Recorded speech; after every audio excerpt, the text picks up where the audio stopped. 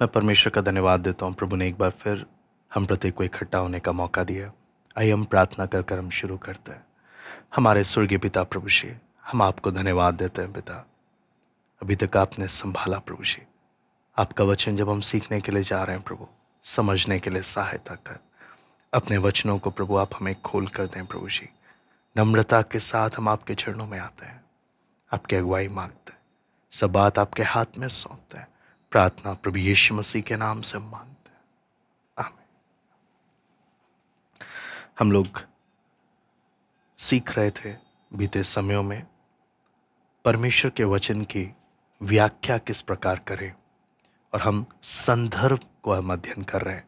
संदर्भ में हमने देखा व्यवस्था के भाग को हम व्याख्या कैसे करें, किन नियमों का हम ध्यान में रखें व्याख्या करते वक्त, ताकि हम गलत शिक्षाओं से या गलत व्याख्या करने से हम बच सकें।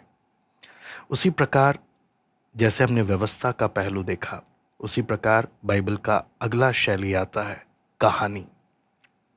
आप परमेश्वर के वचन को अगर ध्यान से देखें तो हमें इसमें बहुत कहानियां मिलेंगी। लगभग आप देखेंगे 1/3 बाइबल का हिस्सा कहानियों से भरा हुआ है। तो सवाल आता है, कहानी जो वचन में दी गई कहानी जो है, जब मैं कहानी बोल रहा हूं तो ये कहानी वो नहीं है जो मन गढ़ंत है, असली कहानी, असली घटना है। तो इसकी व्याख्या कैसे करें? क्या इन कहानियों की व्याख्या करने के भी नियम हैं? जी, इनके भी नियम हैं। जब हम बाइबल पुराने नियम में हम पढ़ते हैं, पुराने नियम का इतिहास का भाग यानी यहोशू से लेकर एस्तर पूरा कहानियों से भरा हुआ है। अब नए नियम में आते हैं, चारों सुसमाचार, प्रेरितों के काम कहानियों से भरे हैं, मतलब घटनाओं से भरे हुए हैं। इसकी व्याख्या करने के अपने नियम हैं। आप सोच कर देखिए, क्यों सवाल आता है परमेश्वर ने इतनी कहानियां क्यों दी हैं? इतिहास पूरा कहानियों से हम देखते हैं, यहोशू से लेकर अस्तर तक, सुसमाचार, प्रेरितों के काम, सब कहानियां, घटनाएं हैं। क्यों? जब हम ध्यान से देखते हैं परमेश्वर के स्वभाव को, कहानियां वो चीजें हैं जो एक छोटा बच्चा, नौजवान, बड़ा व्यक्ति, उम्रवार, बूढ़ा व्यक्ति, पढ़ा लिखा, अनपढ़, किसी भी सभ्यता का हो, पश्चिमी, पूर्वी, हर कोई कहानी समझता है। और कहानी एक ऐसा पहलू है जो हर कोई इंटरेस्ट के साथ समझने की कोशिश करता है और बड़े जल्दी समझ जाता है। कोई टेक्निकल बातें उसमें नहीं होती। तो परमेश्वर ने कहानियों में भी अपनी इच्छा को, अपनी बातों को, अपने स्वभाव को प्रकट करके दिया है। इसलिए मैं आपको जैसे उदाहरण भी दे सकता हूं कि इजरायलियों का लाल समुंदर पार करना बहुत सुंदर कहानी है, बहुत सुंदर घटना है। शिमशोन का दलीला के जाल में फंसना, दाऊद का गोलियत को मार गिराना, है ना। आप देखें योना का बड़ी मछली के द्वारा निकलना और बाद में निकाल देना, है ना। आप देखते हैं प्रभु यीशु का एक छोटे बच्चे के टिफिन से 5 रोटी 2 मछली से 5,000 की भीड़ से अधिक को खिला देना। आप अगर देखें आगे, पतरस जेल में है, स्वर्गदूत आ रहा है, उसको जेल से छुड़ा कर लेके जा रहा है। तो ये सारी घटना जब हम देखते हैं, कहानियां, ये घटनाएं जब हम देखते हैं, ये कोई मनगढ़ंत नहीं है, वास्तविक घटनाएं हैं जो दुनिया के इतिहास में हुई है, मानव जाति के इतिहास में हुई है। लेकिन जब हम परमेश्वर के वचन के इस भाग को भी देखते हैं, जब हम कहानी, इन घटनाओं की भी व्याख्या जब करते हैं, तो इसके भी कुछ नियम हैं जिसको ध्यान में रखकर हमें व्याख्या करना है। और उन नियमों में जब आते हैं, सबसे पहला नियम है कि आप उस कहानी का मुख्य सारांश क्या है, मुख्य लेसन क्या है। अगर आप देखेंगे कोई भी बच्चों की आप स्टोरी बुक आप उठाएंगे, आप उसे पढ़ेंगे तो आपको लास्ट में लिखेगा मोरल लेसन या मोरल ऑफ द स्टोरी, यानी इस कहानी से सीख ये मिलती है। ऐसे करके उसमें लिखा होता है। लेकिन जब आप बाइबल को आप देखते हैं, बाइबल की कहानियां और घटनाओं को जब देखते हैं, वहां पे एंड में आपको ये लिखा हुआ नहीं मिलेगा। इसलिए इस भाग की व्याख्या करने का पहला नियम है कि आप पूरे उस कहानी के उस भाग की व्याख्या करने के लिए उसका सार निकालिए, उसका मुख्य सबक निकालिए कि इसका मुख्य लेसन क्या है ना। उसको समराइज कर कर उसका लेसन निकालना, ये परमेश्वर ने हमारे हाथ में दिया है कि हम ये मेहनत करें। क्यों हम समराइज करते हैं, क्यों इसका लेसन निकालने के लिए हमें मेहनत करना है, ताकि जब हम पूरी कहानी का जब निचोड़ निकालें तो हम गलत व्याख्या करने से बचेंगे, क्योंकि हमें एक एक बात पर ध्यान देना पड़ेगा। पहला बात यह है, जैसे उसमें जब आप देखते हैं तो आप ये समझने का कोशिश करते हैं कि जो मैंने कहानी पढ़ा है, इस पूरी कहानी का थीम क्या है, मुख्य विषय क्या है, और आपको क्यों लगता है कि ये परमेश्वर ने अपनी इस पुस्तक में क्यों रखा है। जब आप ऐसे सवाल करते हैं, है ना, तो आपको आपके सामने सही तस्वीर खुलकर आने लगती है। और ऐसे करते वक्त मैं आपको एक बात जरूर बताना चाहूंगा, जिसे आप हमेशा व्याख्या करते वक्त, खास तौर से इस कहानी की घटनाओं का व्याख्या करते वक्त हमेशा ध्यान रखना है कि परमेश्वर के वचन में जो भी कहानी, घटनाएं, वर्णन है, इसका मुख्य हीरो, है ना, मुख्य हीरो परमेश्वर है। ये चीज को हमेशा हम ध्यान रखें। अगर आप कहानी की घटनाओं की व्याख्या कर रहे हैं और आपकी व्याख्या में परमेश्वर मेन हीरो नहीं है, आप गलत व्याख्या की तरफ जा रहे हैं, आपकी व्याख्या गलत हो रही है। इसलिए हमेशा ध्यान रखना है कि उस कहानी का मुख्य हीरो परमेश्वर है। इसलिए मुझे यह देखना है कि उस कहानी में परमेश्वर क्या कर रहा है, परमेश्वर क्या कर रहा है, उस भाग को देखना है, क्योंकि मेन हीरो वही है। उसके बिना पूरी कहानी का कोई मतलब नहीं है। वो ध्यान में रखकर सारांश निकालें, मुख्य विषय निकालें। तो ऐसे जब हम करते हैं, अब मैं उदाहरण के लिए आपके सामने एक एग्जाम्पल लेना चाहूंगा, एक उदाहरण के साथ। उदाहरण उत्पत्ति की पुस्तक 39वां अध्याय में आप आ जाए। उत्पत्ति की पुस्तक 39वां अध्याय यहाँ पे है, आप देखेंगे शुरू से तो लिखा है यूसुफ और पोतीफर की पत्नी। जब 39वां अध्याय आप यूसुफ और पोतीफर की पत्नी का कहानी पढ़ते हैं तो क्या सारांश निकलेगा? सारांश हम निकाल सकते हैं कि देखो, यूसुफ परीक्षा में पढ़ा था, वो वहां से भागा। तो इस पूरी कहानी का सार ये है कि परीक्षा से भागो।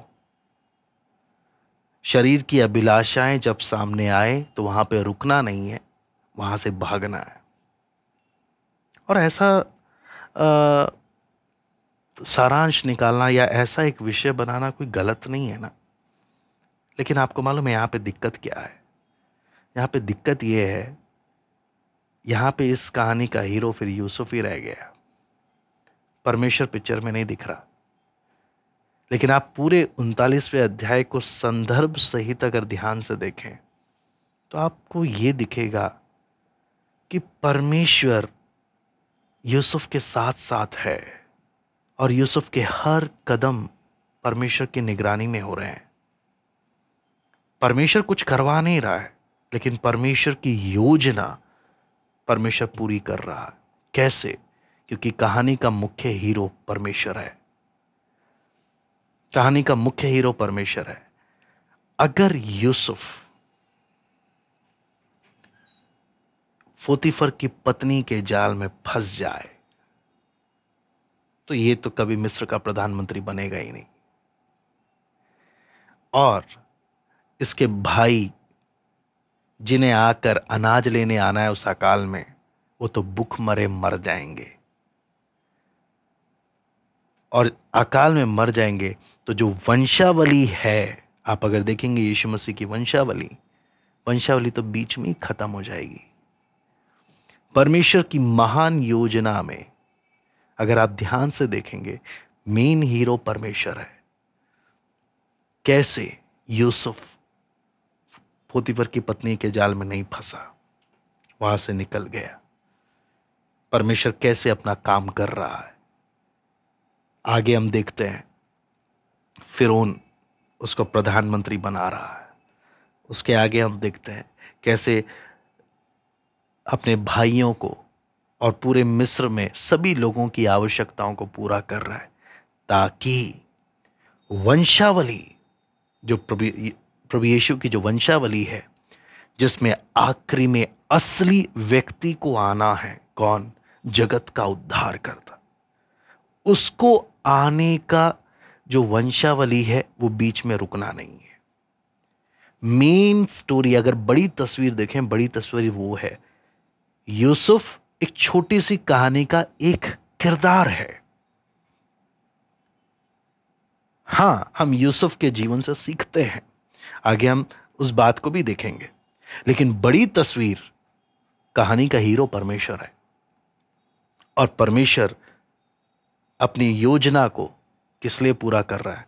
जगत के उद्धारकर्ता ने आना है। वंशावली में कोई रुकावट नहीं आनी चाहिए। वो चीज को हम देखते हुए आ रहे हैं, तो उससे हमें समझ में आता है कि असली, जब मैं मुख्य विषय जब बनाता हूं, तो इस कहानी का मुख्य विषय यूसुफ नहीं है।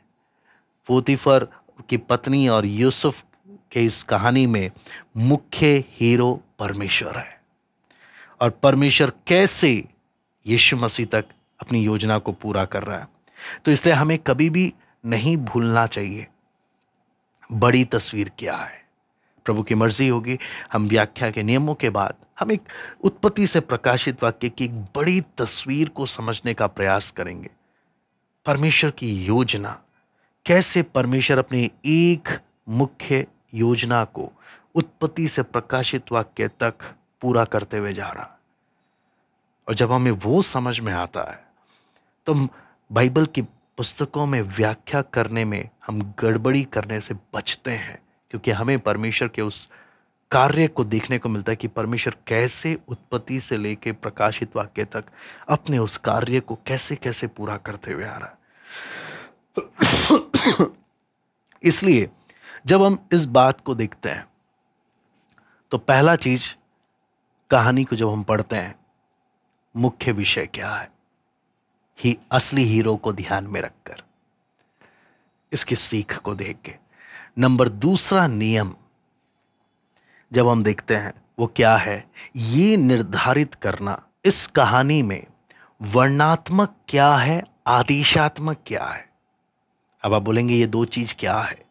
वर्णात्मक मतलब कुछ चीजें कहानी में वर्णन की हुई हैं, लेकिन वो हमारे साथ होना जरूरी नहीं है।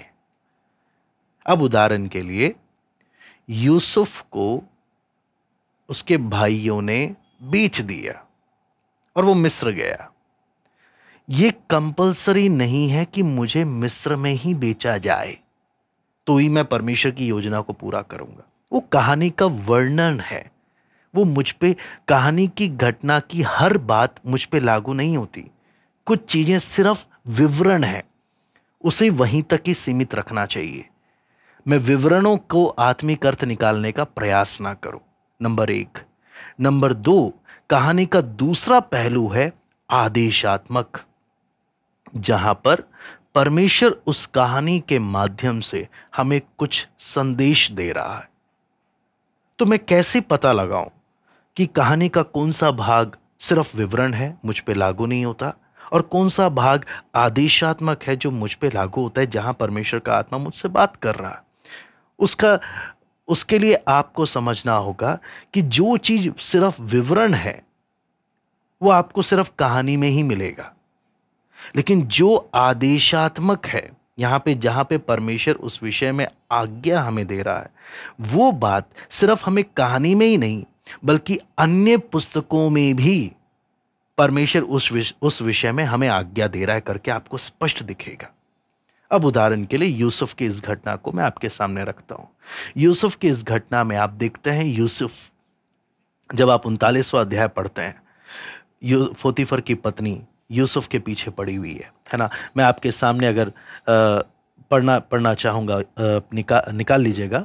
उत्पत्ति 39वां अध्याय, उसका 6 से अगर हम देखें, इसलिए उसने अपना सब कुछ यूसुफ के हाथ में यहां तक छोड़ दिया कि अपने खाने की रोटी को छोड़ वो अपनी संपत्ति का हाल कुछ ना जानता था।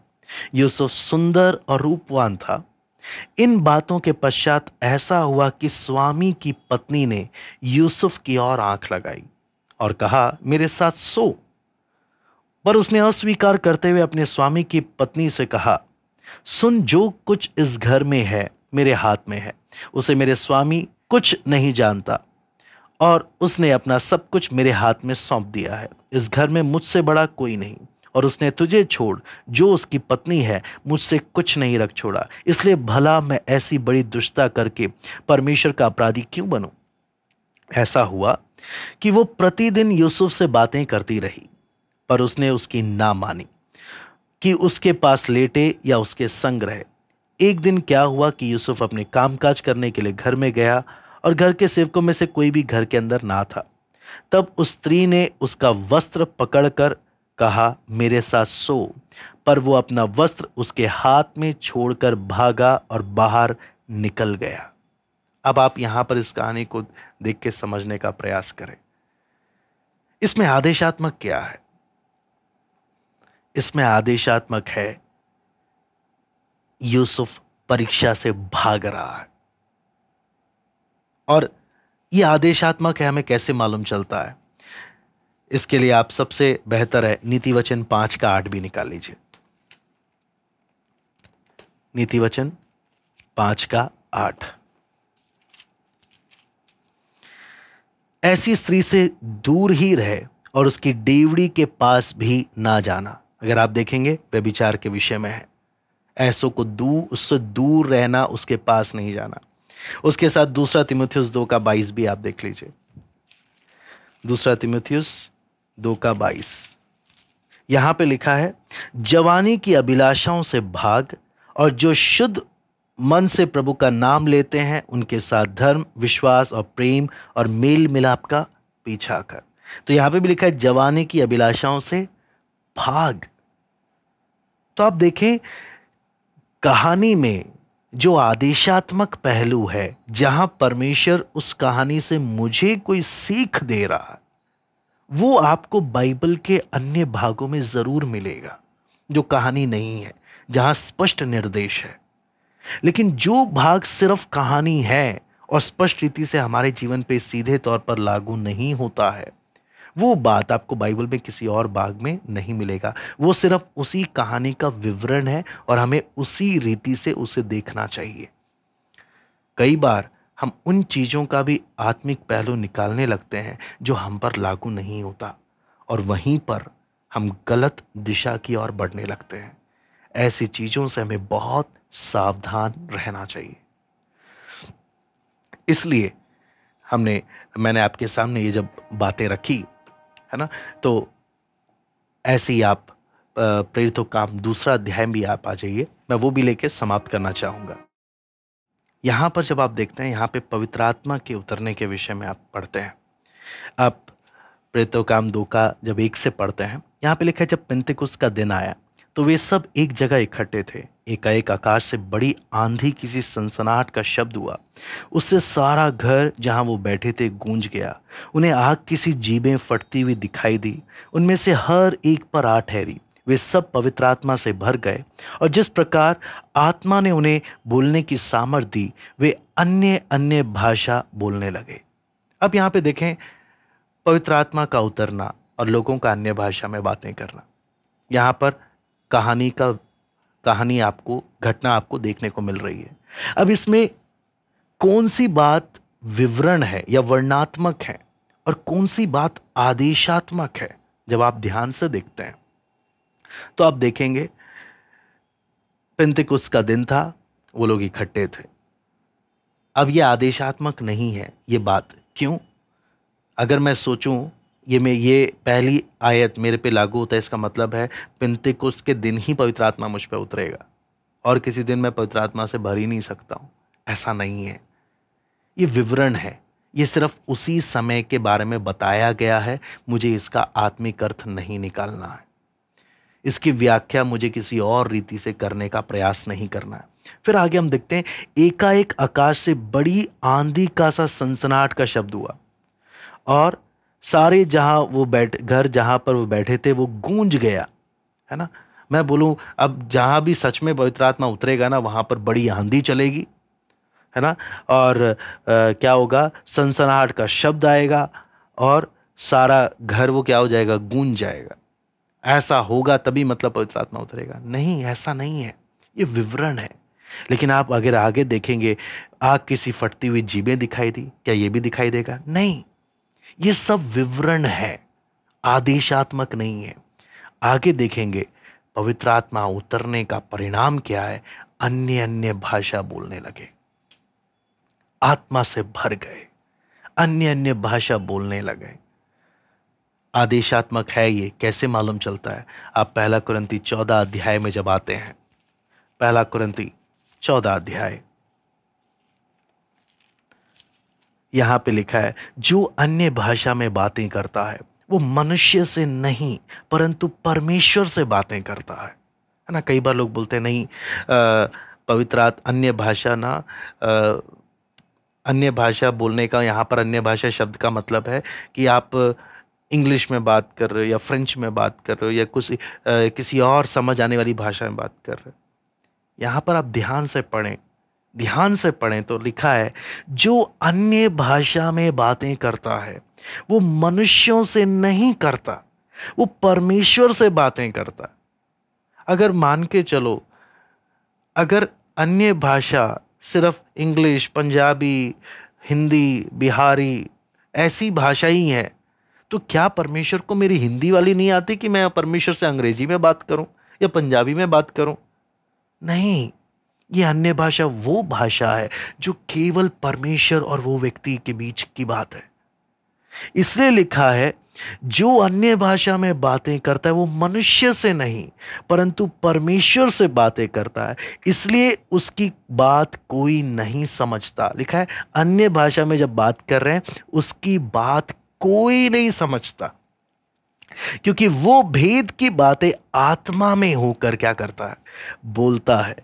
भेद की बात आत्मा में होकर बोलता है ना। इसलिए पौलुस आगे भी बोलता है, मैं अपने परमेश्वर का धन्यवाद करता हूं कि तुम सबसे अधिक अन्य भाषाओं में मैं बोलता हूं। बोलने का मतलब क्या है? अब कई लोग प्रेरितों काम के उस दूसरे अध्याय में बोलेंगे, नहीं, उस घटना में तो आप देखेंगे कि लोग समझ भी रहे हैं। देखिए, अन्य भाषा में अलग अलग कैटेगरी है। एक है अन्य भाषा का वरदान, जहाँ पर परमेश्वर एक ऐसा कार्य कर रहा है जहाँ पे अलग अलग जातियों के लोगों को उनकी भाषा में वो परमेश्वर की आराधना कर रहे हैं करके समझ आए। तो एक भाषाओं का वरदान है ना। जो ये सब बातें हम पवित्र आत्मा के सीरीज जब हम तैयार करेंगे तो हम उसमें देखेंगे।